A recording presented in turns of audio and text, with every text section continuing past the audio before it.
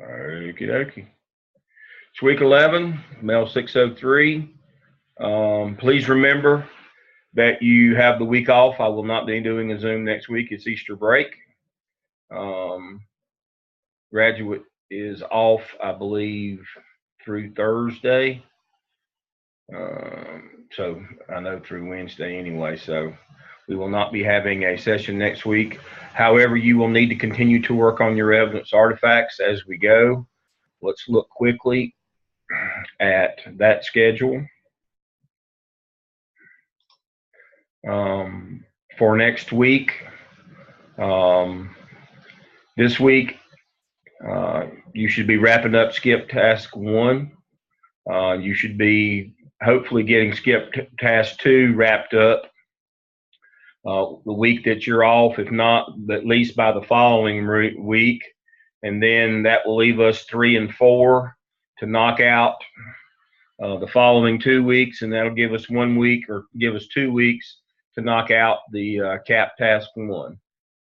Please remember that we need to get 9 this semester so that we won't be so far behind when summer rolls around. Now, please remember, the SIOP is just a compilation of different pieces and parts that you've already done.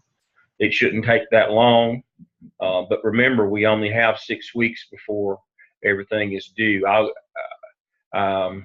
don't know who will have you this summer, but we'll give you as much time as we can, but you really only have about 6 or 7 weeks before everything is due in 605. You know that. I mean, we normally blow the whistle 4 weeks before the end of the semester on 605 so that we can get everything in and get it back to you if it needs to be revised and those things. So if we can knock out all the skip and get to the first task of the CAP by the time the semester is over, you can continue working with it the 2 weeks we're off in between this semester and summer.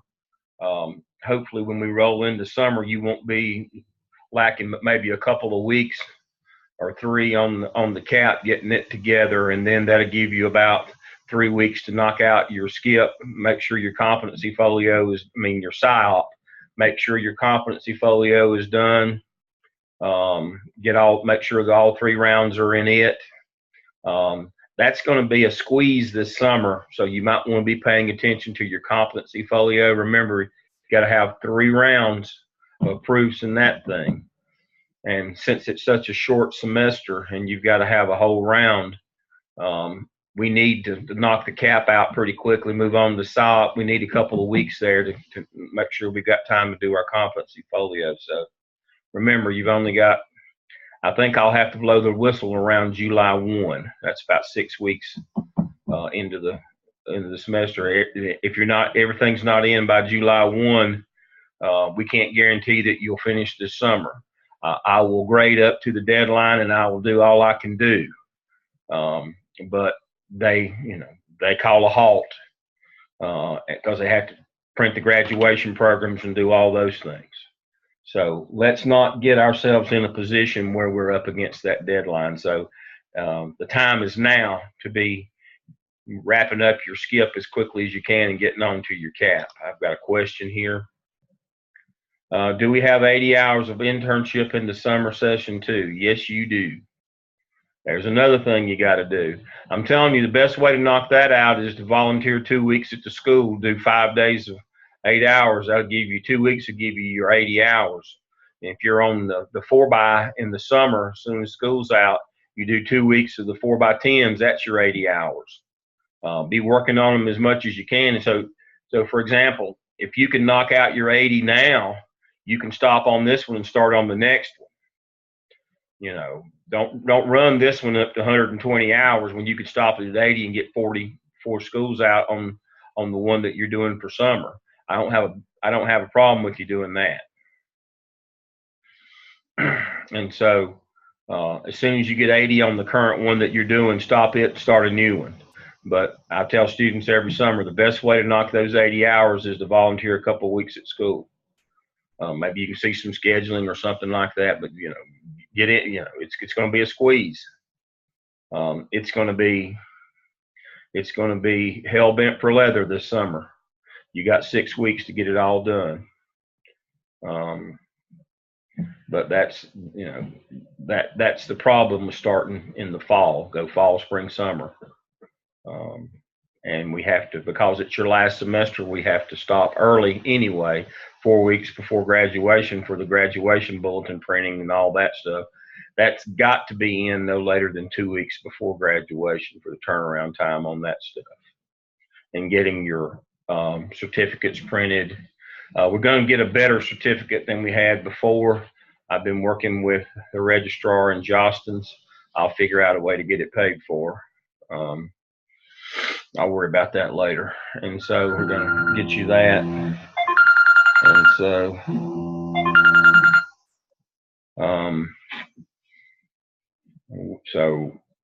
just remember, you've got your internship log, you got your competency folio, you've got to finish up the skip, cap, and SOP. All that's got to be done by July 1.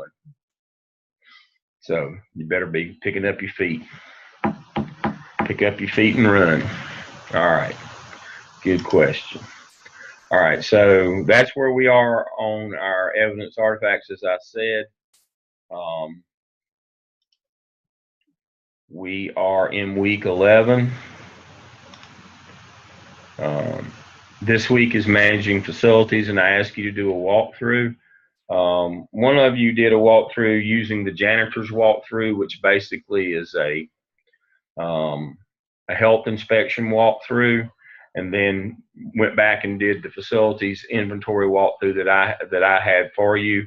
That was in our week 11 tab for our class. And the reason why I asked that you use that one, it becomes more relevant, unfortunately, every day. That one's been designed for, how old am I? More than 10 years. I designed that one, I want to say, around, and put it in place in Charlotte, Mecklenburg. I want to say sometime around 2008 or 9. I put that one and developed that one and put it in place. And the reason why, and we'll look at it, the reason why I want you to look at it, it has a lot more things about safety in it and security and active shooter situations. And unfortunately, the one that the custodian does every 2 weeks does not have those kinds of things in it. I mean, this is about bus loading and unloading drop-off zones. And part of that's for safety, the kids don't get run over, number one. But number two, it controls access to your area with vehicles coming in that might have malice in their heart.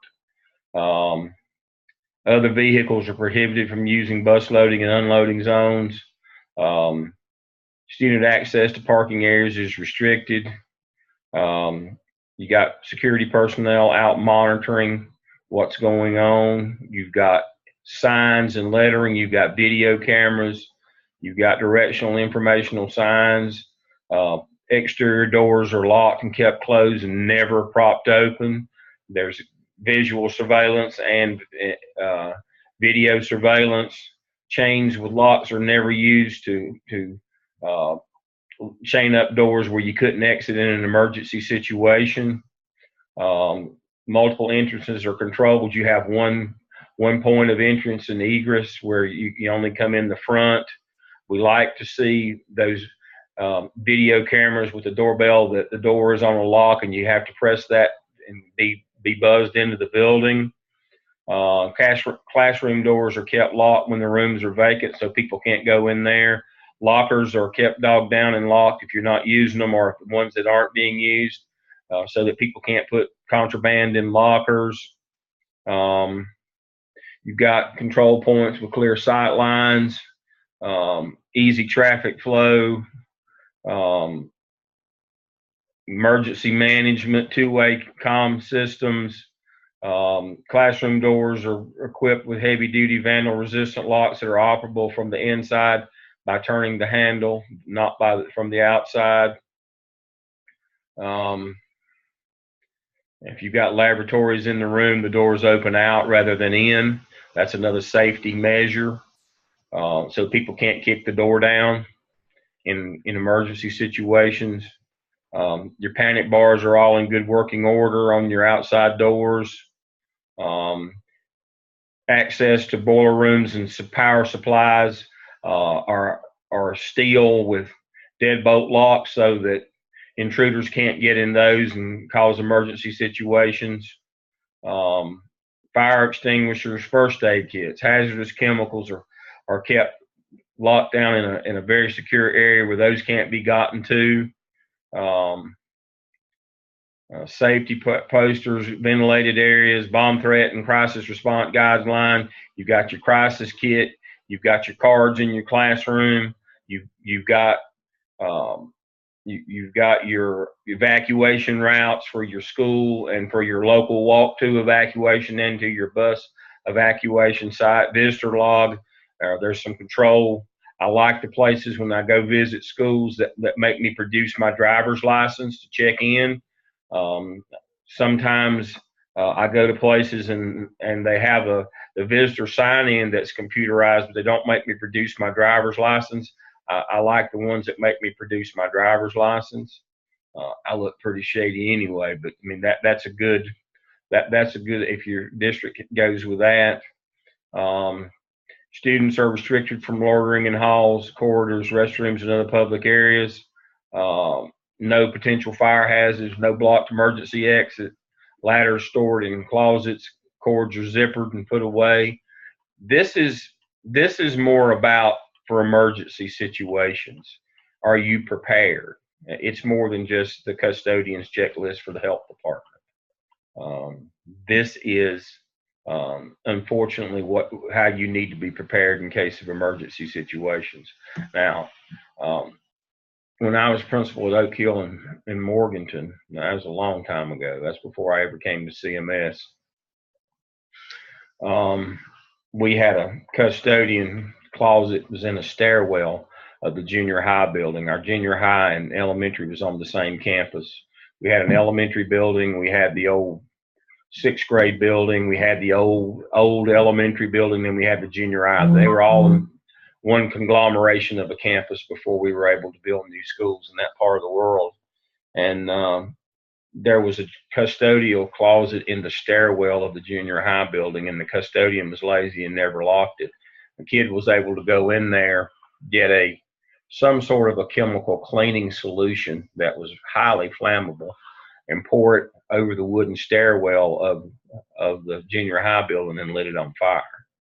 The problem is our cafeteria for the entire campus was in the bottom floor of that building, adjacent to that stairwell, and I had kindergartners in that building when it caught on fire. Luckily for me, my office was at that time was up at the end of the sixth grade building, no more than about 70 feet from where that building was, and I just happened to step out of my office and see smoke coming out of the fire, the stairwell. We pulled the alarm. I ran and evacuated the kitchen and the cafeteria quickly, and we got it out just before it basically burned up. So I have personal experience with not locking away your cleaning chemicals well enough, and some junior high kid decided to burn the building down one day. So these kinds of things happen. You think, well, it's just not convenient to keep these things stored across the campus or in a locked building. Nobody's going to. Yeah, they will. We had a situation in one of the Charlotte Mecklenburg high schools where the custodians didn't want to have to walk all the way across campus to get their cleaning supplies, so they took a classroom divider and made them a place in the back of the cafeteria and kept hazardous chemicals in the back of the cafeteria.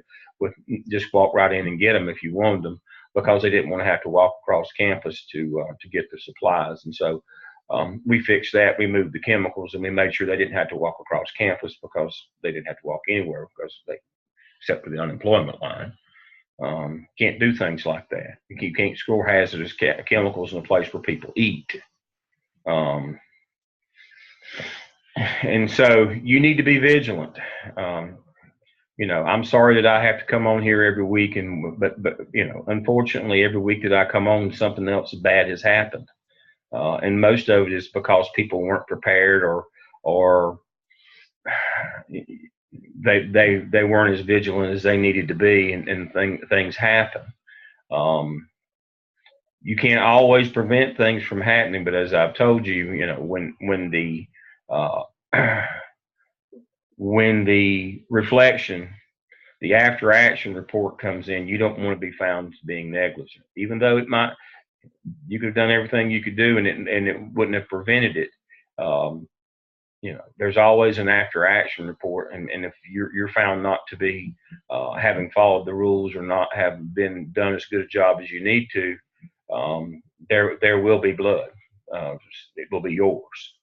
And so I'm not here telling you tonight that if you don't do this audit, that if you do this audit, that everything's going to come out well. It still may not, but it will protect you in the after action report, especially if it goes to court. Unfortunately, at the high school where I was principal several years ago, they had a student killed at the bus stop this week. Now, there's going to be an after action report because it's been on the news every day. It's been on the news every day this week. This is the third day in a row that it's been on the news. And what that means in Charlotte-Mecklenburg, that something's going to have to happen to somebody if it stays on the news 3 days in a row. The rule is you can survive if it only's on there for 1 day. 3 news cycles 1 day, but when it gets to that second day of news cycles and it's still one of the lead stories on the local news, it's somebody's in danger, and when it makes it to the third day, somebody has to go home.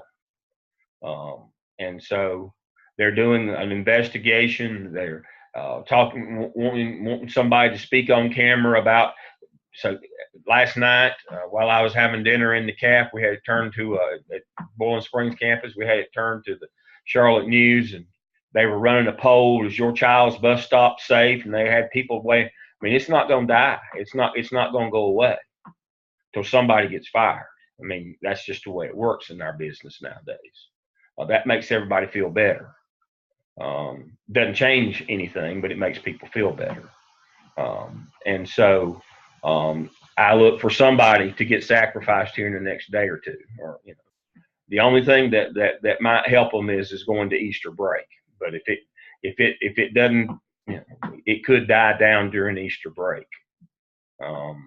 But I think it's pretty telling that 3 days in a row it's been the lead story on the news, and so they're going to somebody somewhere is going is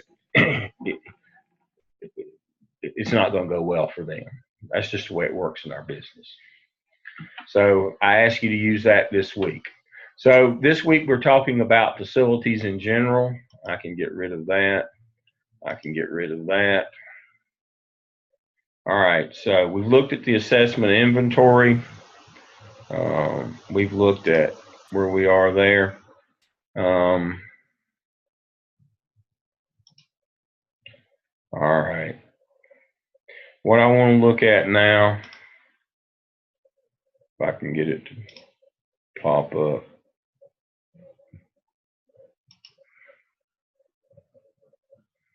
Make it go away. There we go. All right, let's start with the North Carolina Teacher Working Conditions Survey. Let's shift gears here. This is what the state thinks is important, and this is what they ask teachers. You have something that replicates this in South Carolina, but in North Carolina, these are the kinds of things they asked about facilities and resources. These need to be important to you. If they weren't important, the state wouldn't ask. And your district will in some way integrate this into your evaluation. So you need to know what the state has deemed important about facilities and resources. And the problem is, a lot of times there's not a lot that you can do about these things, but they expect you to anyway. Now, don't ask me how they expect you to. Unfunded mandates, I guess, but these are the things that you're supposed to address as a school administrator. Teachers have sufficient access to appropriate instructional materials. Teachers have sufficient access to instructional technology, including computers, printers, software, and internet access. Not a lot you can do about that, but you can get involved in some initiatives to help with some of those things. Teachers have access to reliable communication technology, including phones, faxes, and email. Teachers have sufficient access to office equipment and supplies such as copy machines, paper, pen, etc. Now, you get a very, very small budget from the state for those kinds of supplies, not even enough to man your own office, your administrative office. And so you've kind of got to figure out a way to get some of those things to your teachers. A lot of the fundraising that you do is in that vein for those kinds of things. One of the things that we're trying to do in our business is utilize more technology and less paper.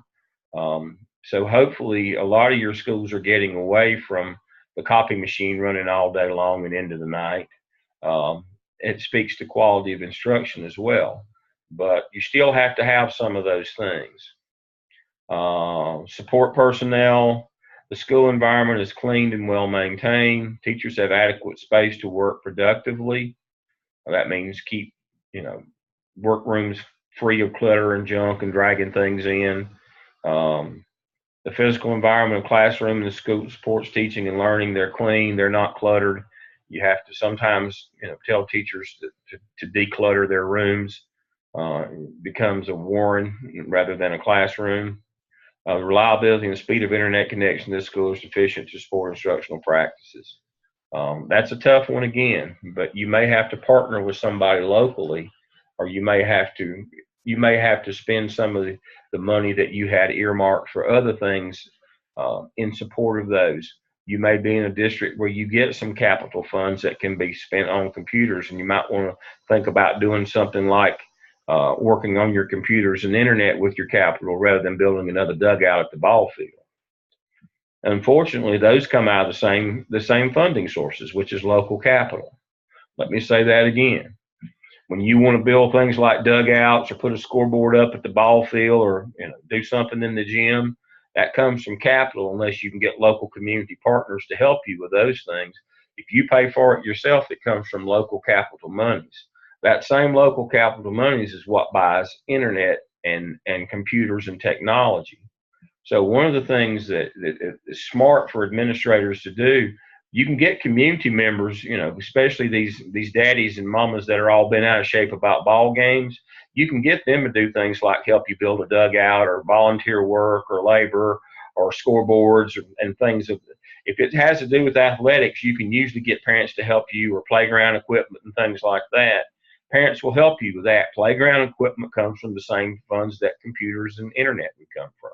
Again, that's capital. So the smart idea is to raise money that you can for the technology side and try to put your money and resources in that and use what capital funds you get from your local education agency, which is your local school district. They're referred to as LEAs, to try to use the money that you get from them on technology and technology related items and try to get parents and community to put up a fence at the ball field, sell signage, do whatever you can on those kinds of things. For those of you who are in charters and privates, it's kind of the same thing. Community members and parents will generally help you more with things that they can see they're a lot more passionate about, and that's usually sports and activities. So try not to spend your money on those things that you get, especially your capital funds. Try to spend those on technology and have parents assist you and community assist you with those athletic and activity related items. That's just my suggestion to you.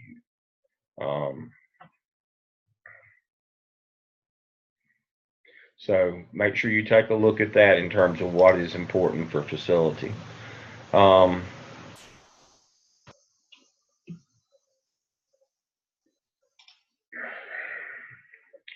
Finance and education.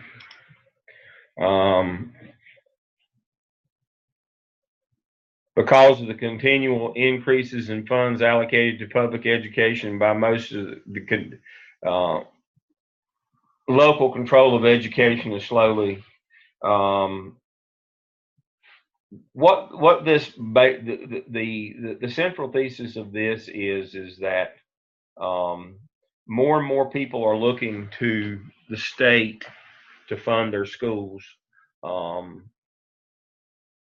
and they feel like they're losing local control. Well, they are losing local control because they're not paying the bills. Local school budgets have been dwindling dramatically since 2007 when the economic crash hit.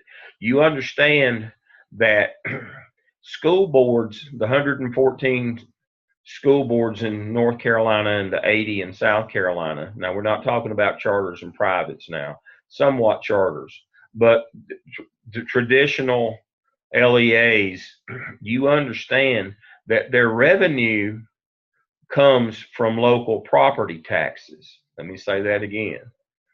Their revenue comes from local property taxes through their county commissioners or their town commissioners, according if it's a city or a county school district.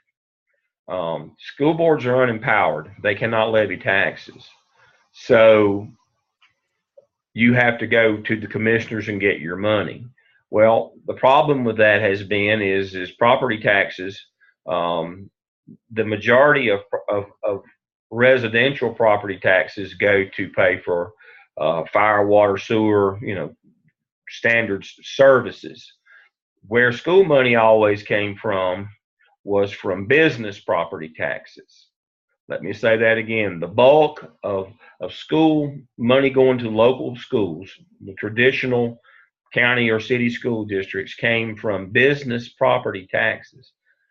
What has been the trend in the last 11 years, and well, actually almost 20 years now because of NAFTA, what's been happening to our local businesses? They've been leaving, especially the bigger ones, have been leaving, going to other areas where they can get cheaper labor.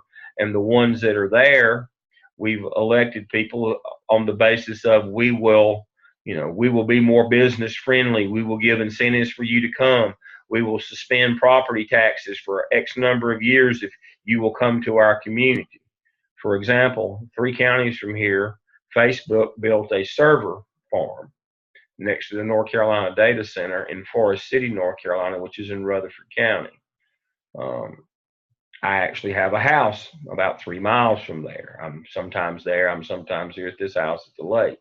I have a house three miles from there. Facebook came in and built a data server farm, and they're doubling the size of it now. They're under construction.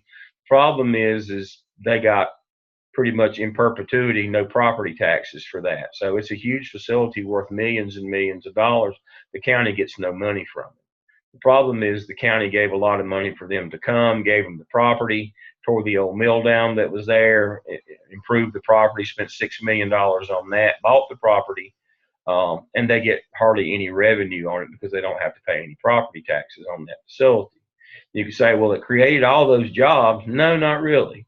It created a handful of minimum wage jobs for security, maintenance, and custodial. There's only a few guys there that commute out of Charlotte that are the actual guys that pop the old disk out and put the new ones in. It's not Google in Silicon Valley is what I'm telling you. They've got some guys, some IT guys that probably make about $40,000 a year that pop the old when a disk goes bad and pop a new one in. But they don't have any code writers there or any executives, and there's only a handful of people that work there. So in effect, it produced the old plant produced about 25 minimum wage jobs for people of the county. And when it doubles in size, I think they'll have about 50 minimum wage workers there. And they would have been better off just paying those people. They could have paid them the rest of their lives and saved money. But that's not an anomaly.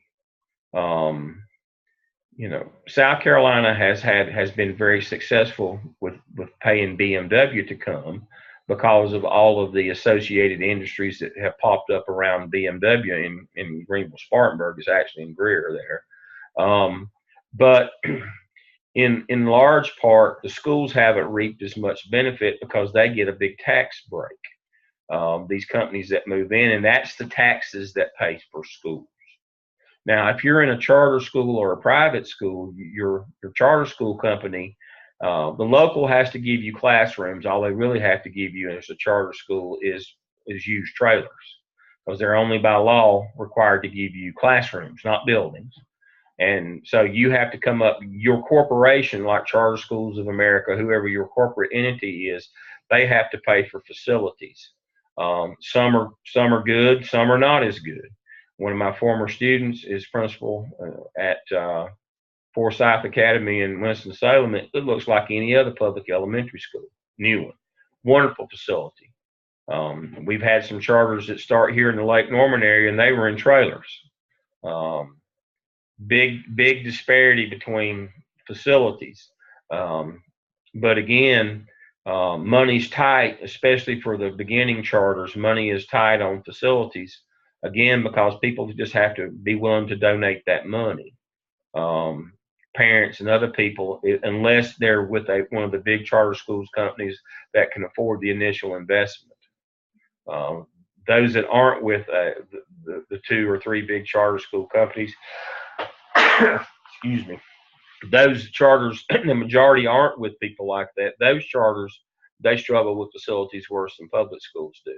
But the idea here is that folks want the state to pay more and more for facilities, and the state's not really in that business.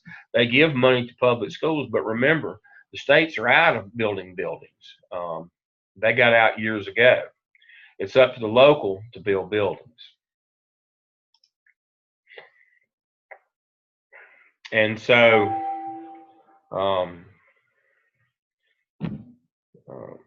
everybody is suffering, whether it's rural areas.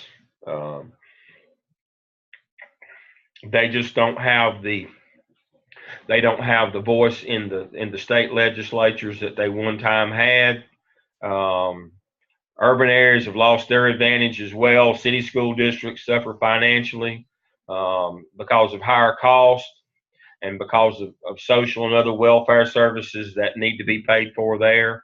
And so the point of this slide is there's a lot of competition for local dollars that one time went to school districts. Remember, local dollars are what pay for facilities. State's out of that business. State doesn't provide you facilities. And so the competition for local dollars is very heavy.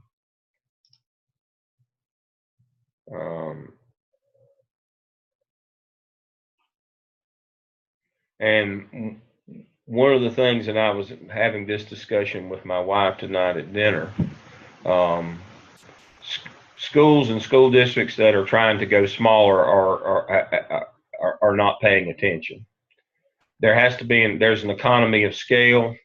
So what we're beginning to see is more school consolidation, and we're going to see more. Not because it may be the right thing to do instructionally, but it's what we're going to have to do financially in order to survive. I saw an article this week where two schools are consolidating, and they're going to close one of those facilities. And they said that they're going to save, I forget how many millions of dollars they were going to save annually. Well, nobody said this is better for our kids. What they said is we can afford this. Let me go to a chat here. The possibility of more schools in CMS is not going to happen even with the population booming. Well, they decommissioned 10 schools. They could open those back up. You know that Charlotte-Mecklenburg, a few years back, decommissioned 10 schools. And the budget, when that was right when the economy crashed and we had to lay off 200 employees, and they decided that, we're going to have to. So they decommissioned 10 schools that they've mothballed for right now.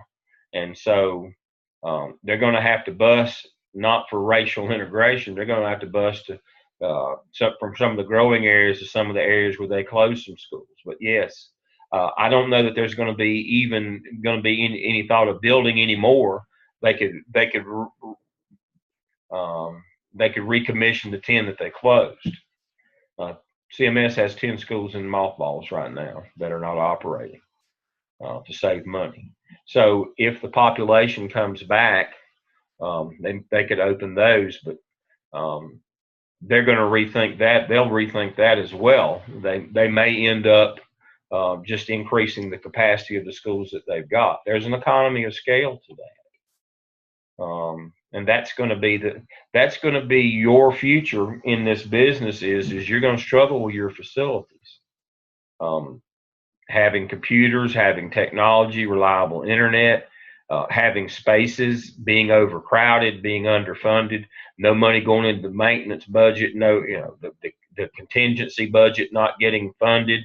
So if a roof falls in or something like that, that's what we're talking about. It's going to be a struggle. You're gonna have to learn how to do more with less in terms of facilities, the quality and quantity of your facilities. That's going to be your life cycle, that I can predict for you as in your career as an administrator.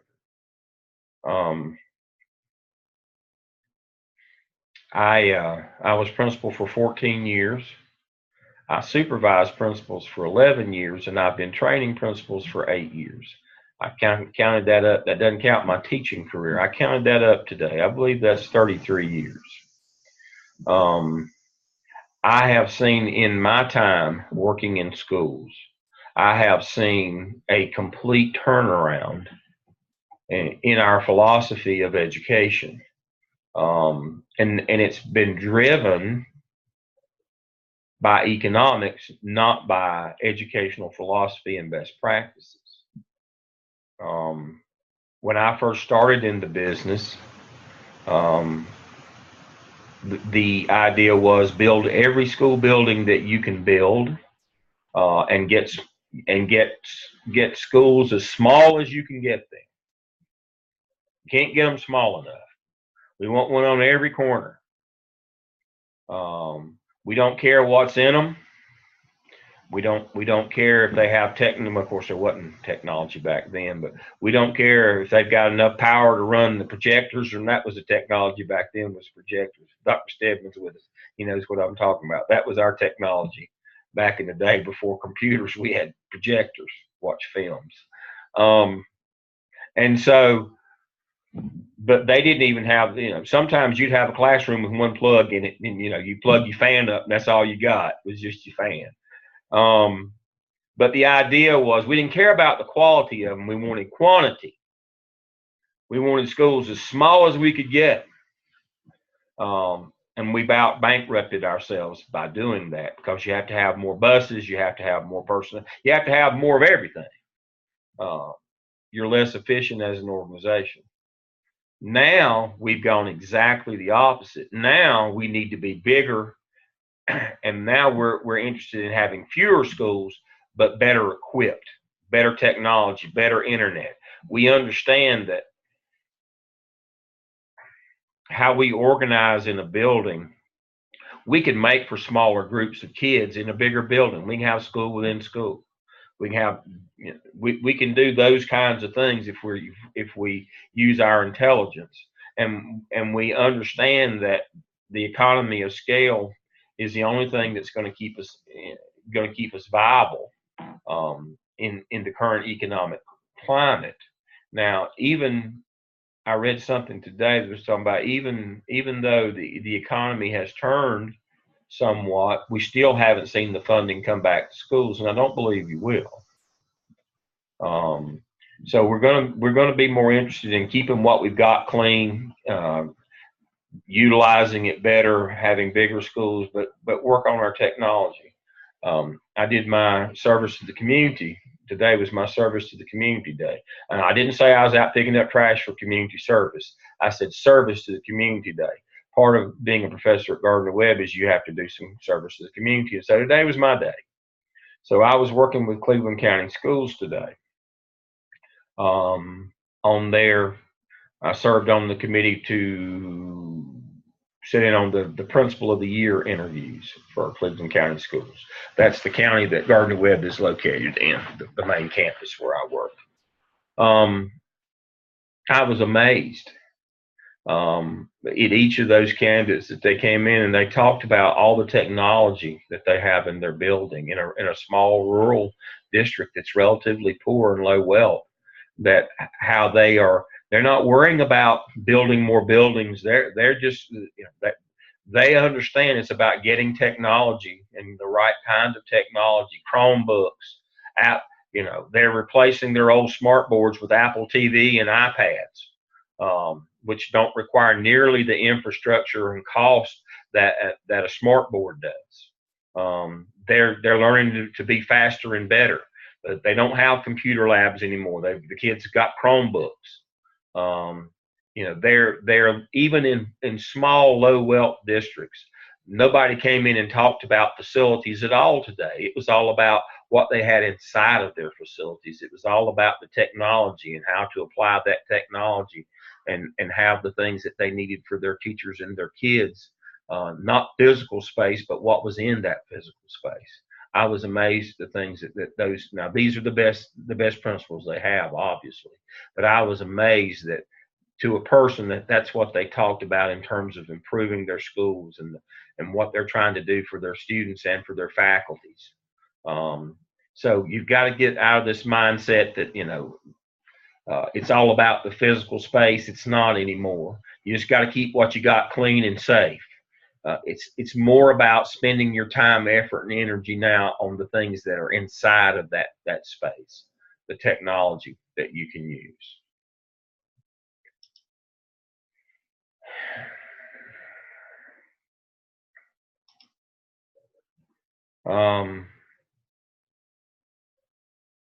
Facility plans. I have this slide.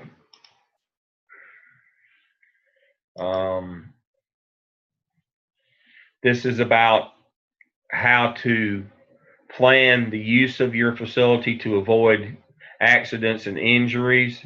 It's better to plan and prevent than to have to pay for liabilities. This is basically if you're going to, and the reason I included this one, what we're going to see is to Rory's question a while ago, rather than building new facilities that are going to cost millions and trillions of dollars, districts are going to just expand the current facilities, which is a lot cheaper. And as those are being built, and as the ones that are already being purposed now, there's going to be a lot more emphasis on risk management, designing spaces that are safer. As we add on to the existing spaces, we're not going to see some of the extravagances that we saw with steps and catwalks, and I've seen some of the most ridiculous things. We're going to go back to kind of the basic box type structures that we've had with that are much more fireproof and much more utilitarian than some of the things that we've seen. In the economy is going to drive us into that. And because you're going to be looking more at risk management, you're going to see facilities that are much, much simpler architecturally and safety. They're going to be on single levels. They're going to have walkouts without steps, and you're not going to have steps within your facilities, those kinds of things.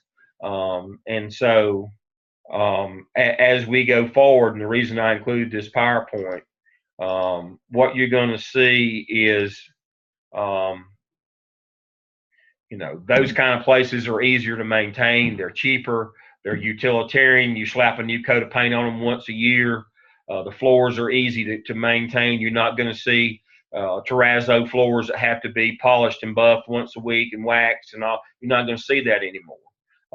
They're going to factor in how long it takes to clean them and easier to clean them, and safety and health, all that stuff. They're going to put rubberized floors in the kitchen. You're going to see less equipment in the kitchen. They're going to have more pre-prepared things. It's very different what you're going to see going forward in terms of ed specs for buildings. You're not going to see some of these ridiculous designs that we saw as little as 20 years ago. I was working in a district that built 2 new junior high schools that they converted to middle schools once they got them built, that spent $1 million on copper gutters. Spent $2 million on stone entrances. You're not going to, which are impossible to keep up, both of those. They've just become a continuing cost. You're not going to see that. They use a lot of native wood from that part of the world, spruce. No, you're not going to see that anymore.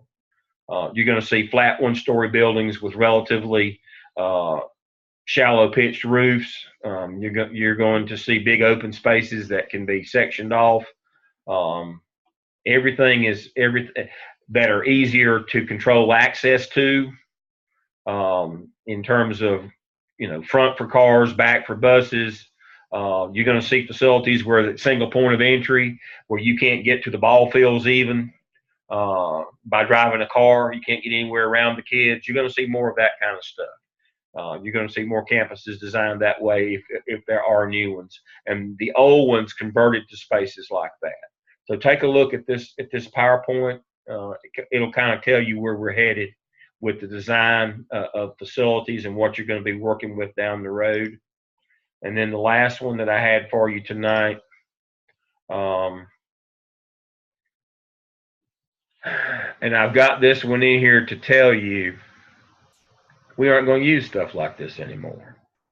This one is about designing buildings based on educational theory and philosophy, based on instructional practices like negotiated learning, open laboratory, cooperative learning, that there is a way to design facilities based on our instructional modality.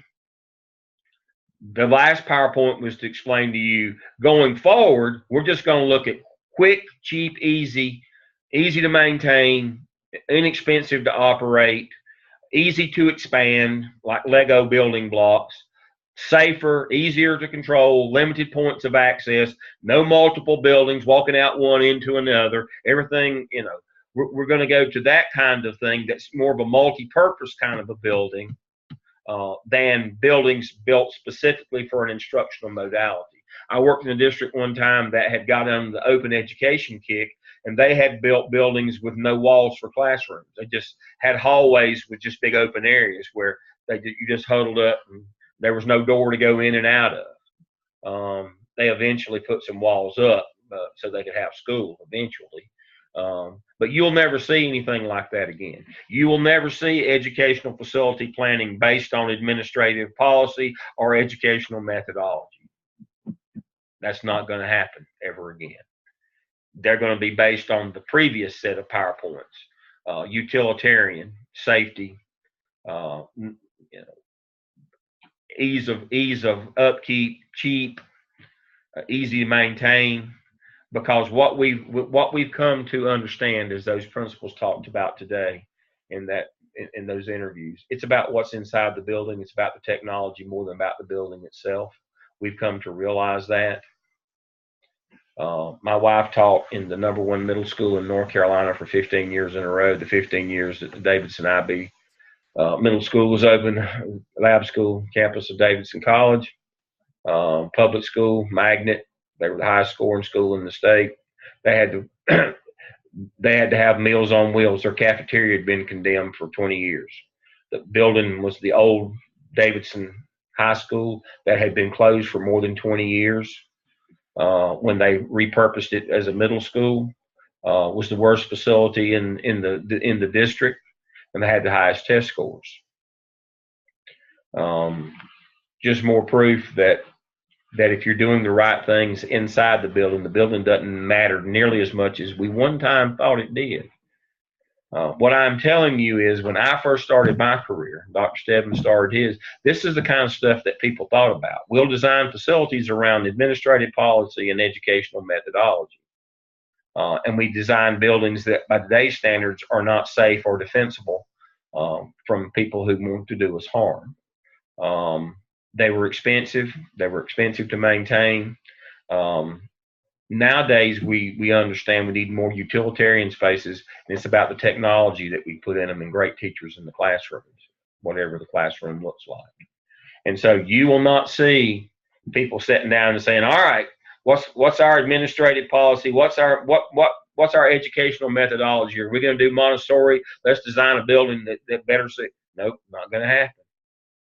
we're going to build them safety, security, cheap, easy to maintain, easy to keep clean. That's going to be the criteria, not any overarching educational methodology or philosophy.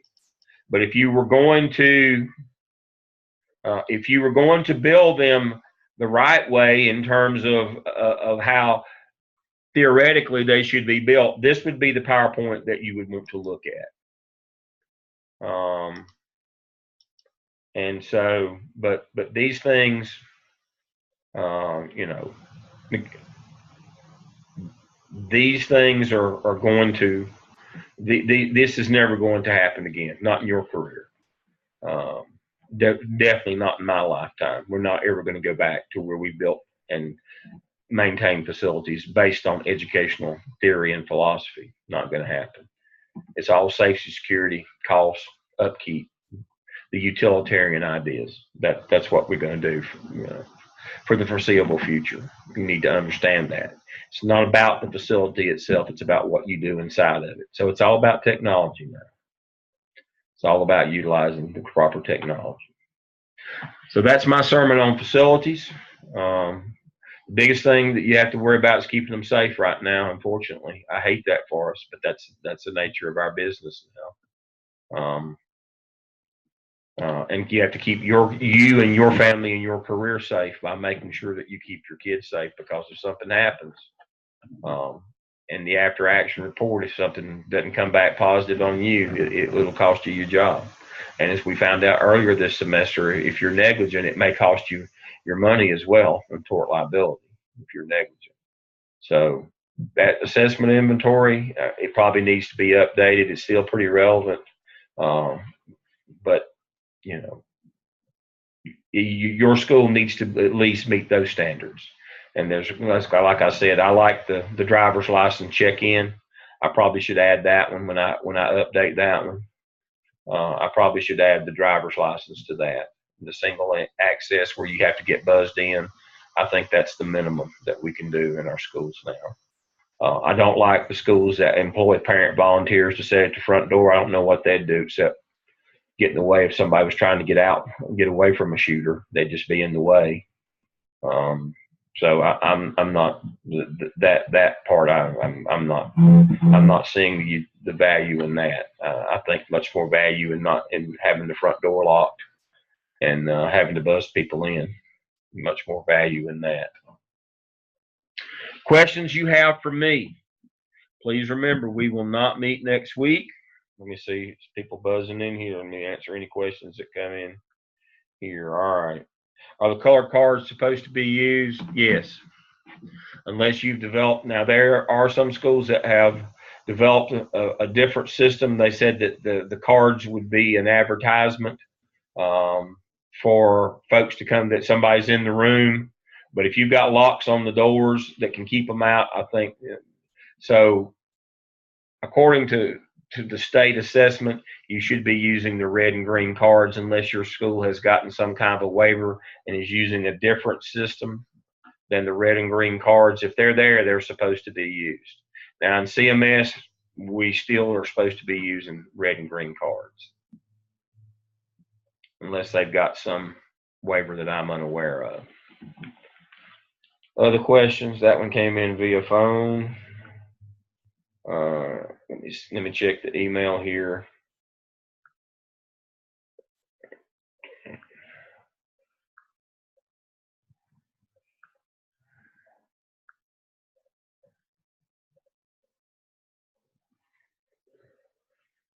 All right, I think I've answered all the questions that came in tonight.